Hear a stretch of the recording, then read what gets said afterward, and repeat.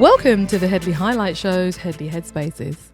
The Headspaces are a series of thoughts and musings I have during the course of the week, and I chew over them and I share them with you. And this week's Headspace is called Winter Fuel U-Turn, Keir the Writings on the Wall. Now, before I jump into this week's Headspace, I want to thank all my listeners who have stuck with me over the last 3 years for my show. It's an absolute pleasure to come and share my thoughts with you and for people to engage with me, so thank you for that continued support. If you're not aware, I now have a YouTube channel where I have 1,300 subscribers and I'm aiming to get to 1,500. So if you want to do so, jump all over to my YouTube channel, which is called DeniseHeadley.com, and you can become a subscriber. Just press the little bell notification button and I'll be delivered directly into your DMs, or you'll be notified when I've uploaded a brand new video. In addition to that, you can go to DeniseHeadley.com, which is my website, and you can make a donation. I accept fiat as well as cryptocurrencies, and you can donate for this authentic and independent media which comes to you every week. You can like, retweet and share also, or you can just come back next week, which is also great. Thank you so much. So let's jump all over this headspace, which is called Winter Fuel U-Turn, Keir Starmer, the Writings on the Wall. According to The Guardian's front page headline, Starmer announces U-turn over winter fuel after fierce backlash. It states, Keir Starmer announced a partial U-turn that would make more pensioners eligible for winter fuel payments yesterday, as government sources, and we know what they're like, opened the door for tweaks around the controversial policy. Now, the reason that there have to be tweaks is because of the absolute bloody nose they got in the local elections at the ballot box. If you add into that mix the popularity of the leader, Keir Starmer, let's not forget, he's not even been in a year, people, and his domestic policy agenda, this makes for a rather putrid and toxic soup. Also add into the putrid, toxic soup disability cuts, which are going to be landing on the poorest in the next 4 weeks. PIP eligibility is being tightened, that's personal independence. They're also freezing PIP's payments. They won't be rising in line with inflation. There are universal credit adjustments coming down the river, as the basic rate for universal credit would increase by £15 for those seeking work. However, the incapacity component will be cut for new claimants. And the youth eligibility elements for under 22s, they are no longer going to qualify for the health top-up of universal credit under the proposed plans. The measures that Keir will be inflicting on the poorest are suggesting that they are going to save $7 billion. Despite the fact that he's raining money on the Ukrainians like confetti. I think they get $3 billion every year for 100 years. This combination of factors is creating a very unpleasant environment for Mr. Starmer.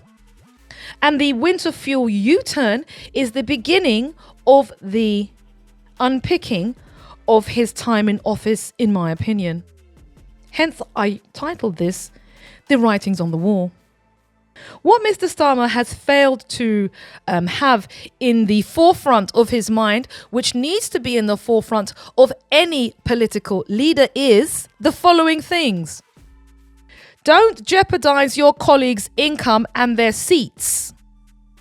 Because if you jeopardize their income and their seats, you will be perforated, a bit like Julius Caesar. Several knives will be entering your torso as you are eviscerated, shredded, and it's death by 1,000 cuts. Metaphorically speaking, of course. Essentially what I'm saying is you will be removed if you threaten your colleagues' future employment prospects, and their employment prospects are going to be definitely threatened if you are voted out of office because you are so unpopular. And this decision around the winter fuel allowance has made the Labour Party hugely unpopular. It was an unnecessary decision. It affected some of your core voters and some of the poorest people in the country. It was a flagship policy because it came within weeks of you being in office, and it's hurt so many people that it's created for you a complete quagmire on the domestic front, which was totally unnecessary. It's almost like a self-inflicted wound. You effectively hobbled yourself, Mr. Starmer and colleagues. Not only has the winter fuel issue created contention on the doorstep, the further cuts to disability benefits are making internal relations in the party difficult. 40 MPs have signed an open letter to the Prime Minister, so talking that they are impossible to support the cuts and the biggest attack on people who are vulnerable since George Osborne unleashed austerity. I mean, let's face it, this is austerity, but Labour style, you know. This is exactly the same thing. It's austerity, but you don't want to call it austerity. But it's just the Labour version of it. And Keir Starmer's approval ratings don't appear to be giving him and his team any clarity or pause for thought. In the YouGov poll, his popularity was at 23%. And I heard yesterday it's gone down to 13%. I haven't been able to qualify the 13%, but I heard that on independent media. But the 23% is quantifiable by the YouGov poll. And I believe that this is the writing on the wall for Keir. He is not going to last till Christmas, people. That is my prediction. I don't think he's going to last till Christmas. I think there will be plans afoot to remove him in advance of the mistletoe being erected above your tree. He doesn't appear to have a domestic agenda unless it's around bashing people, cutting benefits, or reducing public services. The only conversation he has on the domestic front is immigration.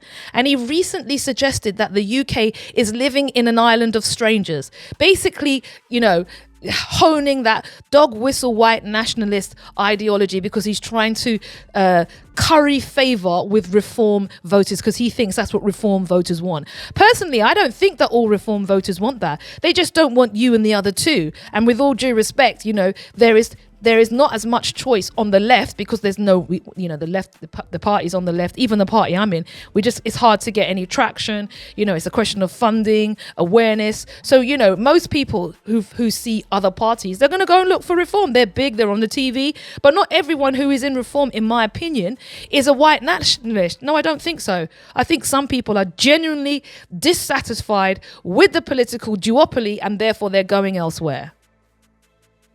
And given that there is a potential strong likelihood that the Reform Party is going to be potentially the next opposition, Keir Starmer is pandering to their votes and he thinks the questions around immigration is going to allow him to curry favour there.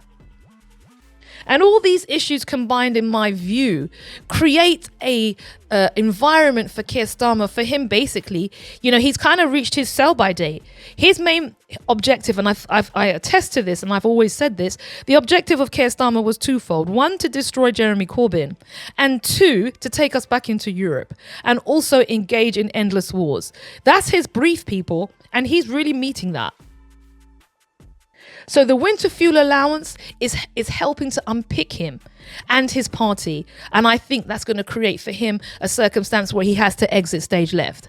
I think the toxic mix of further benefit cuts and many Labour Party's opposition to those benefit cuts is going to create more pressure on Keir Starmer so that he is no longer able to stay as leader of the Labour Party. I also think his popularity rating, given that it's 23%, and I think by the time that poll is done again, it's going to be falling even further, is going to help his colleagues to come to the decision that it's time to do a Julius Caesar, death by a thousand cuts, metaphorically.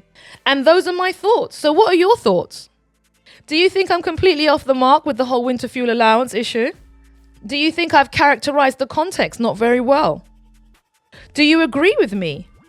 Or do you think, frankly, Denise is just rabbiting on as usual? Let me know what your thoughts are. Give me your 2 pence, your free CDs, or your declining dollar price. And don't forget, people, I'm taking 2 weeks off. Okay, I need to just regroup, reschedule, and I need to refresh. So yeah, so I won't be here next week or the week after, but the week after that, I'll be back. If you want to, you can always jump all over my content on my YouTube, on my X. You can catch the shows on the replay, or you can jump over to my YouTube channel, which is deniseheadley.com, or you can go to my website and make a donation. Thank you for your listening ear and your support. See you in 2 weeks, and cut!